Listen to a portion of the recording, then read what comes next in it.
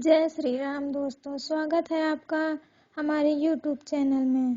दोस्तों, आज का प्रसंग है सबसे बड़ा कौन। दोस्तों, एक नगर में भूख, प्यास, नींद एवं आशा नाम की 4 बहनें थीं। एक बार चारों बहनों में लड़ाई हो गई। भूख कहती कि मैं बड़ी हूँ, प्यास कहती मैं बड़ी हूँ, नींद कहती कि मैं बड़ी हूँ और आशा कहती कि मैं बड़ी हूँ। चारों इस विवाद को लेकर राजा के पास पहुंची। एक ने कहा कि मैं बड़ी हूँ और दूसरी ने कहा कि मैं बड़ी हूँ, तीसरी ने कहा कि मैं बड़ी हूँ और इसी तरह चौथी ने भी कहा कि मैं बड़ी हूँ। राजा यह सुनकर सबसे पहले भूख से कहा कि भूख, तुम बताओ तुम कैसे बड़ी हो।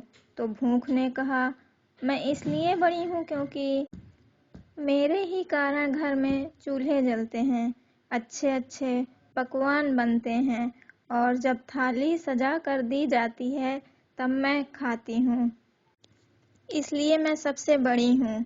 यह सुनकर राजा ने अपने सैनिकों को आदेश दिया कि जाओ और राज्य के प्रत्येक कोने कोने तक यह घोषणा कर दो कि आज से किसी के घर में भोजन नहीं बनेगा। फिर देखते हैं जब भूख को भूख लगेगी तो वह क्या करेगी। पूरा दिन बीत गया, पूरी रात बीत गई। जब सुबह हुई तो भूख को भूख सताने लगी। वह इधर उधर भोजन की तलाश करने लगी। जब उसे कुछ नहीं मिला तब वह भूख के कारण घर में परिभाषित रोटियों को खाने लगी। प्यास यह सब देख रही थी। वह तुरंत राजा के पास गई और बोली, हे राजन, भूख हार गई। वह घर में परिभाषित रोटियों को खा रही है। देखिए, मैं सबसे बड़ी हूँ। राजा ने कहा, तुम बताओ कैसे बड़ी हो। प्यास ने कहा, मैं बड़ी हूँ क्योंकि मेरे ही कारण लोग कुएं खोदते हैं, तालाब बनवाते हैं एवं बर्तनों में पानी का भी संचय करते हैं और जब किसी पात्र में भरकर मुझे पानी देते हैं तभी मैं पीती हूँ, इसीलिए मैं बड़ी हूँ। यह सुनकर राजा ने अपने सैनिकों को आदेश दिया कि जाओ और पूरे राज्य में घोषणा कर दो कि कोई भी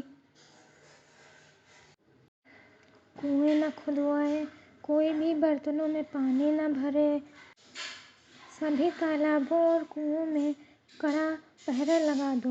देखते हैं जब प्यास को प्यास लगेगी तो वह क्या करेगी। पूरा दिन बीत गया, एक रात भी बीत गई। जब दूसरे दिन प्यास को प्यास सताने लगी तब वह इधर उधर भटकने लगी। उसे जब कहीं भी पानी पीने को नहीं मिला तो वह मजबूर होकर गड्ढे का पानी पीने लगी। नींद यह सब देख रही थी। उसने तुरंत राजा के पास जाकर कहा कि हे राजन, प्यास हार गई।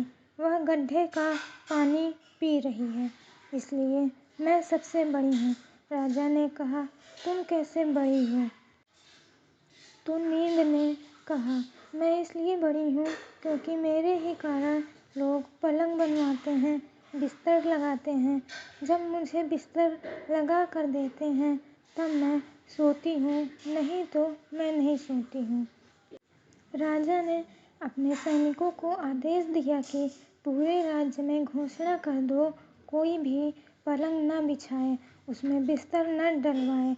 नींद को जब नींद आएगी तो देखते हैं वह क्या करेगी। और पूरा दिन बीत गया, आधी रात बीत गई।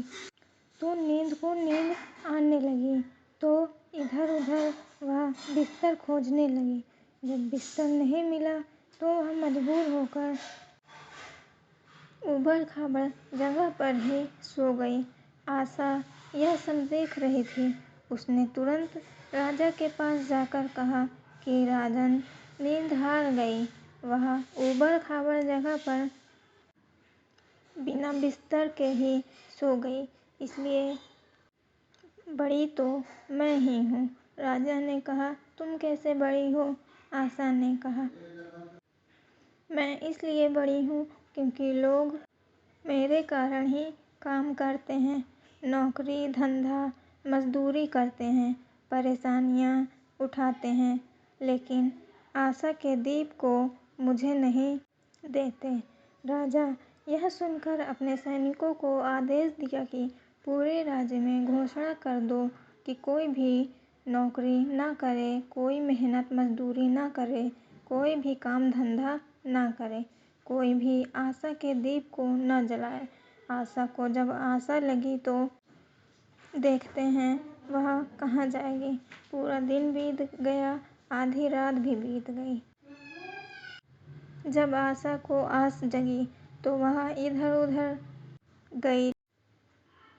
सिर्फ एक कुम्हार टिमटिमाते दीपक के प्रकाश में काम कर रहा था। वहाँ जाकर टिक गई। कुम्हार ने देखा उसका सोने का दीपक, सोने की बातें और सोने का महल बन गया। दोस्तों, जिस प्रकार कुम्हार की आशा पूरी हुई, उसी प्रकार आप लोगों की भी आशा पूरी हो कि आप लोग भी आशा का दीपक प्रज्वलित कर कर्म करते रहिए। दोस्तों, आशा करते हैं यह कहानी आपको अच्छी लगी होगी। तो इस वीडियो को एक लाइक करके चैनल को सब्सक्राइब कर लीजिए और कमेंट में लिख दीजिए जय श्री राम।